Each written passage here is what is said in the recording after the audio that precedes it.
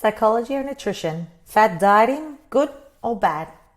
If you're questioning whether a fad diet is the right choice for you to lose weight, ask yourself if the results you have achieved from it previously have got you to where you are right now. Now, we'd be lying if we said we haven't tried a fad diet before.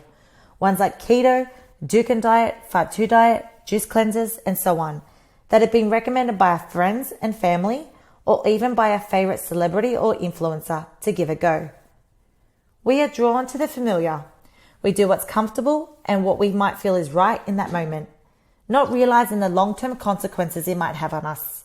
Take a step back and have a think if it's a bit of a paradox and pattern you might be falling into. We are going to dive deep into understanding our reasons and behaviors around fad diets, why we do them, why they work, why they don't work, and what approach we need to take to get us from point A to B in the most sustainable and healthiest way possible.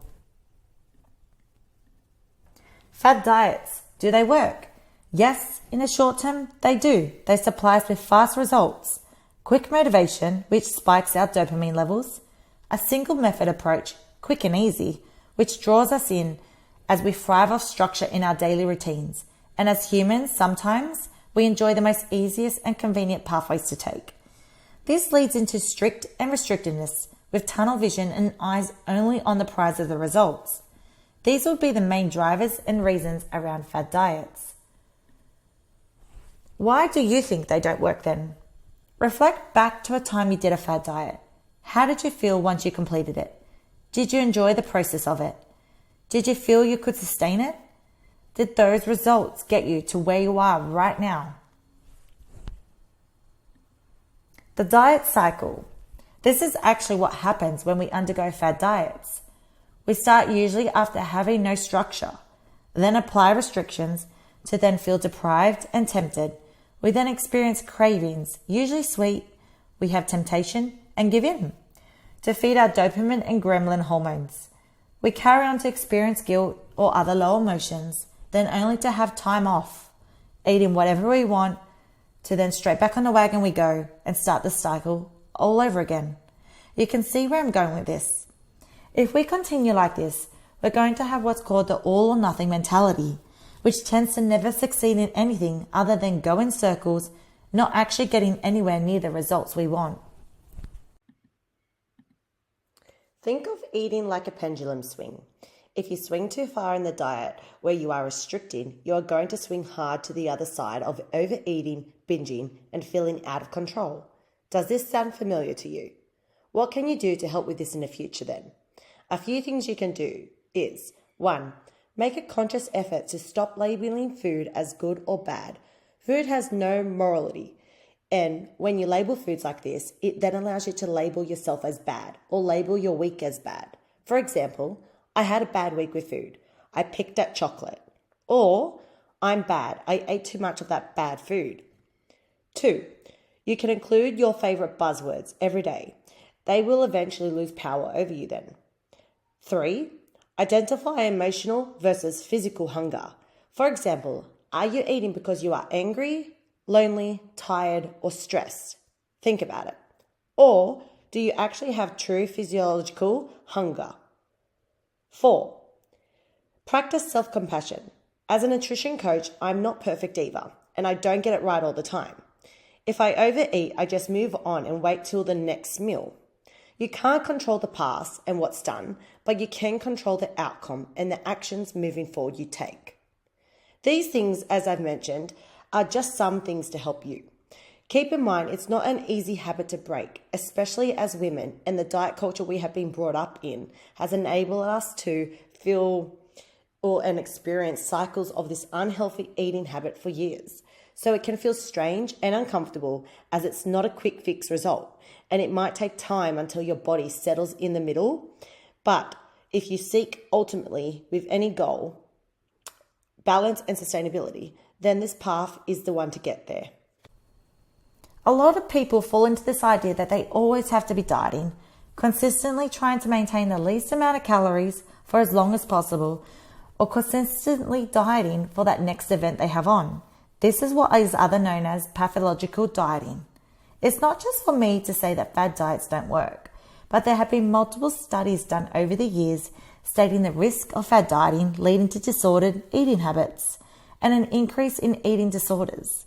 It's years of this repetitive restrictive behavior that at the time we think is harmless, but in matter of fact, in hindsight, it's not. And the effect on us mentally has a bigger impact than what we might think.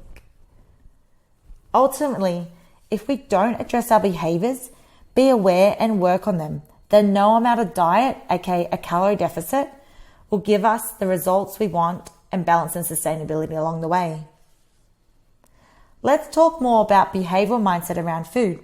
The all or nothing approach versus balance and sustainability. All or nothing approach stems from restrictive behavior patterns around food over a period of time. Instead of having a healthy day mentality, oh, I was meant to be healthy today, but I stuffed up already. We want to work more towards the mentality of having a healthier week, balancing and averaging out our food in moderation over that week. We don't put weight on from one single meal, but the only way to understand this apart from knowledge around food is to move away from being in a fixed mindset and viewing food as good or bad with labels. Think of the broader picture. So if you want to go out to lunch and enjoy yourself and maybe splurge a little bit, then you still have other days to balance out your meals. And that's life. We're going to have various social occasions where we go out, enjoy ourselves, and we don't want to be able to feel guilty whilst doing so.